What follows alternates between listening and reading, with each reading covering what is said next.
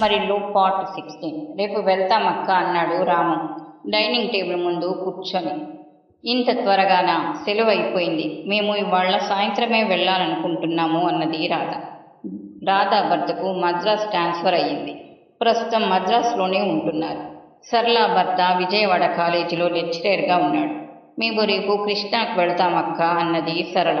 సరళకు 3 పిల్లలు. 3 ఆడపిల్లలే. రామానికి మరో కూతురు పుట్టింది. ఆ పిల్లకు 5 ఏళ్ళు. పాపను తీసుకొస్తే చూసేదాన్ని అన్నది రేణుక. గౌతమ్ను నీ దగ్గర వదిలేద్దామనుకుంటున్నా. నీకు కొంత కాలక్షేపంగా ఉంటుంది అన్నాడు రాము. రేణుక ముఖం సంతోషంతో విప్పారింది. రాధ భర్త ముఖంలోకి చూసింది. బావగారు చాలా తెలివైనవారు. మీకు ఎటూ పిల్లలు లేరు. ఆస్తికి వారసుడవుతాడని కొడుకుని వదిలేస్తానంటున్నాడు.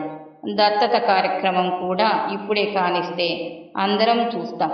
మళ్ళీ అందరికీ వచ్చే తీరిక ఉండొచ్చు, ఉండకపోవచ్చు అన్నాడు సుధీర్ వ్యంగ్యంగా. రేణుక తెల్లముఖం వేసింది. ఏం, మీ కూతుర్ని కూడా ఇక్కడే ఉంచాలనే ప్రయత్నంలోనే వచ్చారుగా? రామం భార్య అందుకుంది. అక్కకు తోడుగా ఉంటుందని అనుకున్నాం. ఎంతైనా ఆడపిల్ల ఆడపిల్లే. అక్క చెయ్యి కాలు పడిపోయినా రోజు గౌతమ్ పెళ్ళాం చేస్తుందా? ఆడపిల్లను పెంచుకుంటే ఆడవాళ్ళు అనుబంధమే వేరు అన్నది రాధ. రేణుక అందరినీ మార్చి మార్చి చూసింది. మీరందరూ ఎవరి స్వార్థం వాళ్లే చూసుకుంటున్నారు. ఇంటికి చిన్నదాన్ని, 3 ఆడపిల్లలు. మా ఆయన సంపాదన అంతంత మాత్రమే. అక్కయ్య నా పిల్లనే పెంచుకుంటుంది. అక్కయ్య ఎవరిని ఉంచమంటే వాళ్లనే ఉంచేద్దామని 3 వెంటేసుకొచ్చాను అన్నది సరళ. సరళ భర్త సత్యనారాయణకు ఆ సంభాషణ నచ్చినట్టు లేదు. గబగబా అన్నం తినేసి చెయ్యి కడుక్కొని వరండాలోకి వెళ్ళి కూర్చున్నాడు. హారబుల్, ఇందుక వీళ్ళు వచ్చింది? అసలు తనే గౌతమ్ను ఉంచమని అడగాలనుకుంది. సరళ కూతుర్లో ఒకదాన్ని ఉంచేయమని చెప్పాలని కూడా అనుకుంది. రాధాకు 2 పిల్లలు. ఆమెకు అభ్యంతరం లేకపోతే అమూల్య చదువు సంధ్యల భారం తనే చూస్తానని తన దగ్గరకు పంపించమని చెప్పాలనుకుంది. కానీ ఇదేమిటి? వీళ్ళంతా తన కోసం రాలేదు. తనను కష్టంలో ఆదుకోవాలనే ఉద్దేశంతో రాలేదు.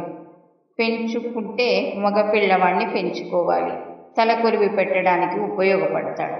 పాపం బావగారికి ఎవరు కర్మ చెయ్యాలనే విషయం మీద ఎంత తర్జన భర్జనలు జరిగాయంట అన్నాడు రాము.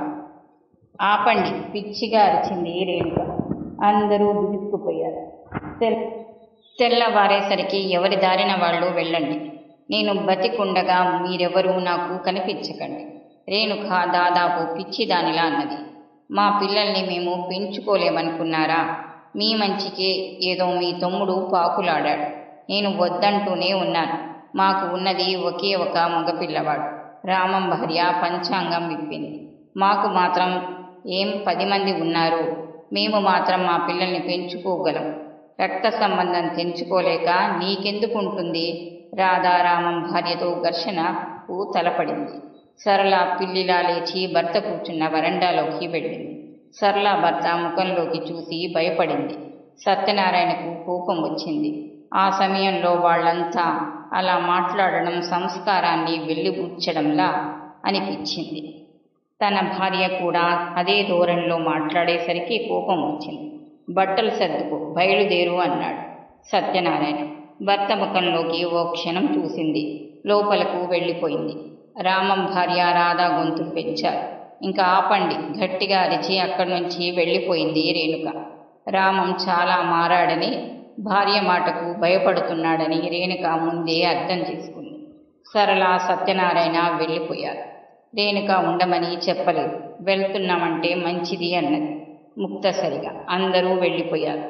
అమ్మా, ఏదైనా పని ఇప్పించండమ్మా, బాగా బతికిన దాన్ని. రేణుక చివ్వున తలెత్తి చూసింది. దాదాపు 70 ఏళ్ల ముసలమ్మ. నువ్వు పని చేస్తావా? ఏం పని చేస్తావు? ఊడుస్తాను, పక్క వేస్తాను. నువ్వు ఒంటరిగా ఉంటున్నావుగా, నీకు తోడుగా ఉంటాను అన్నది ముసల్ది. నీ పేరేంటి? బంగారమ్మ.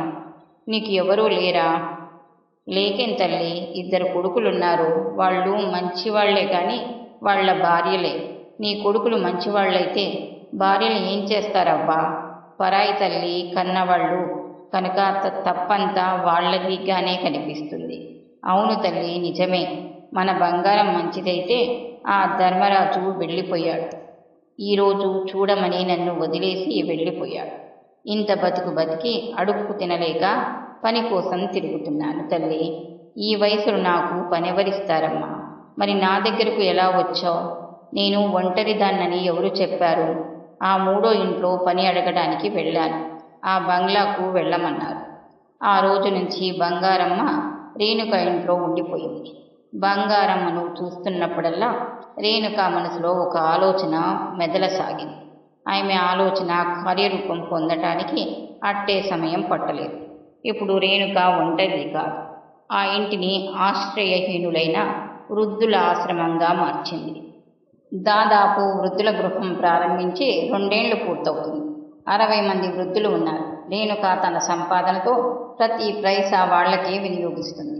తను అవుట్ హౌస్ను బాగు చేయించుకుని అందులో ఉన్నది. హోంలో ఉన్న వృద్ధులను చూడటానికి ఒక నర్సును, ఒక మెట్రిన్ను అపాయింట్మెంటు చేసింది. ఆయాలు ఉన్నారు, పనికుర్రాళ్ళు ఉన్నారు. రేణుక ఎక్కువ సమయాన్ని వారి మధ్య గడుపుతుంది. వారికి పేపర్ చదివి వినిపిస్తుంది. వారికి మానసికంగా ఉత్సాహంగా ఉండే విధానాలను గురించి ఆలోచిస్తూనే ఉంటుంది. ఇప్పుడు రేణుకకు ఎందరో తల్లులు, ఎందరో తండ్రులు. రాత్రి పొద్దుపోయేదాకా కబుర్లు చెప్తూ వారితోనే ఉంటుంది. కొన్ని సమయాల్లో వాళ్లతో పాటు కూర్చుని భోజనం కూడా చేస్తుంది. అమ్మ, ఆయా రేణుక ఆఫీస్ గదిలోకి వచ్చింది. రాస్తున్న పెన్నాపి తలపైకెత్తి చూసింది. ఒక ముసలోడొచ్చాడమ్మా అన్నది ఆయా. అలా అనవద్దని నీకు ఎన్నిసార్లు చెప్పాను? తప్పేనమ్మా. సరే, అతనిని రమ్మను. పెన్నుకు క్యాప్ పెట్టి పక్కన పెట్టింది. 2 మోచేతులు బల్ల మీద ఆంచి ఒక అరచేతిని మరో అరచేతి మీద పెట్టుకొని ఆ చేతుల మీద గడ్డం ఆనిచ్చి అగాంతకుడి కోసం వాకిలికేసి చూసింది. లోపలికి వస్తున్న వ్యక్తిని విస్మయంగా చూస్తూ ఉండిపోయింది. అతను వాకిట్లో నిలబడి చిరునవ్వు నవ్వాడు. రేణుక చూస్తూనే ఉండిపోయింది. ఆయా సహాయంతో లోపలికి వచ్చాడు. రేణుకకు ఎదురుగా నిల్చున్నాడు. రేణుక స్థానువులా బిగుసుకుని ఉండిపోయింది. అగాంతకుడు 2 అడుగులు ముందుకు వేశాడు. రేణు, బాగున్నావా? రేణుక తుల్లిపడింది. ఆమె మెదడు చురుగ్గా పనిచేయసాగింది. నన్ను గుర్తించలేదా రేణు? నవ్వాడు. ఆ నవ్వు అలాగే ఉంది, మార్పేమీ లేదు. రేణు, నన్ను క్షమించగలవా? ముందుకు వంగి ఆమె చేతులు పట్టుకోబోయాడు. ఆమె చెట్టుకున్న చేతులు కిందికి దించుకుంది. రేణు, అలా పిలవకు. రామచంద్రం ఎదురుగా ఖాళీగా ఉన్న కుర్చీలో ఎక్కువసేపు నిల్చునే ఓపిక లేనట్టు కూలబడ్డాడు. ఎవరు నువ్వు? ఎందుకొచ్చావు? అతని ముఖంలోకి తీవ్రంగా చూస్తూ అన్నది. అంత వృద్ధాప్యంలో కూడా అతని ముఖంలో కాఠిన్యం కనిపించింది. ఆ కళ్ళల్లో కుటిలత్వం కనిపించింది. ఆ పలుకులలో నినీతం, ఆ నవ్వులో విషం కనిపించాయి. రేణు, నా మీద కోపం తగ్గలేదా? రేణు కాదు, రేణుకాదేవి అను ఆవేశంగా అన్నది. ఓ క్షణం ఆగి, నీ మీద కోపమా? ఎందుకు? నీకు నాకు సంబంధం ఏమిటి కోపం రావటానికి? అలా అనకు. ఎంత లేదన్నా 2 ఏళ్లు నాతో కాపురం చేశావు. రేణుక మనసు జుగుప్సతో నిండిపోయింది. యూ గెట్ అవుట్, పిచ్చిదానిలా అరిచింది. అతను కుర్చీలోంచి లేవలేదు. తల వంచుకొని విచారంగా కూర్చున్నాడు. అదంతా నటనేనని ఆమెకు అర్థమైంది. ఎందుకొచ్చావు? సమాధానం లేదు. చెప్పవేం? నీకు నా అవసరం ఉందనుకుంటున్నాను. రేణుక గలగలా నవ్వింది. గాజు గ్లాసు గచ్చు మీద పడ్డట్టు శబ్దమైంది. ఆమె ఎప్పుడో గాని అలా నవ్వదు. కాదు, సారీ, నాకు నీ అవసరం ఉన్నది. ఏం చెయ్యమంటావు? నీ ఇంట్లో ఆశ్రయం ఇస్తావనే ఆశతో వచ్చాను. రేణుక పెదవుల మీద ఆశ్చర్యక లీలమాత్రంగా కనిపించి మాయమైంది. ఆశ్రయం కావాలా? నా ఇంట్లోనా? అవును. నువ్వు ఇవ్వకపోతే ఈ వయసులో నాకు ఇంకెవరిస్తారు? నా ఇంట్లో ఆశ్రయం నీకు ఏ హోదాలో ఇవ్వాలి? మాజీ భర్తగానా? రామచంద్రం మాట్లాడలేదు. సారీ రామచంద్రం, నీకు నాకు ఎలాంటి సంబంధం లేదు. ఇంకా వెళ్ళవచ్చు. Renu, you shut up. మరోసారి అలా పిలిచావంటే బాయ్ చేత గెంటిస్తాను, జాగ్రత్త. వెర్రిదానిలా అరిచింది. రామచంద్రం నిట్టూర్చాడు. లేచి నించున్నాడు. ఆశ చావక మరోసారి రేణుక ముఖంలోకి చూశాడు. నా డబ్బంతా అది కాజేసింది. నాకు తిండి పెట్టేవాళ్లు కూడా కరువైనారు. డైవర్స్ అయ్యాక అతను ఎవరితోనో పెట్టుకొని ఉన్నాడని విన్నది. తనతో కలిసి ఉంటున్న రోజుల్లోనే ఆమెతో అతనితో సంబంధం ఏర్పడిందని ఆ తర్వాత రేణుకకు తెలిసింది. తిండి కావాలా అతనికేసి జాలిగా చూస్తూ అన్నది. అతను వెంటనే సమాధానం ఇవ్వలేదు. తిండి పెడతాను. రామచంద్రం తలెత్తి రేణుక ముఖంలోకి చూశాడు. ఓం ఫర్ ఏజ్డ్ నడుపుతున్నానని వినే ఉంటావు. అతను చూస్తూ ఉండిపోయాడు. కావాలంటే అందులో అడ్మిషన్ ఇస్తాను. రామచంద్రం తల దించుకున్నాడు. అది కూడా ఒక షరతు మీద. ఆమె ముఖంలోకి అతను ప్రశ్నార్థకంగా చూశాడు. అక్కడ అందరితో పాటే ఉండాలి. మన గతాన్ని గురించి చెప్పకూడదు. అలా చెప్పిన మరుక్షణంలో నిన్ను అక్కడి నుంచి గెంటిచ్చి వేస్తాను. అలా ఇష్టమైతే చెప్పు. రామచంద్రం ఒక క్షణం ఆలోచిస్తూ నిల్చున్నాడు. అతని సమాధానం కోసం ఆమె చూస్తూ కూర్చుంది. రామచంద్రం గిర్రున వెనక్కి తిరిగాడు. కర్రని గట్టిగా నేల మీద తాటిస్తూ బయటికి నడిచాడు. చింత చచ్చినా పులుపు చావలేదు పైకి అనేసింది రేణుక.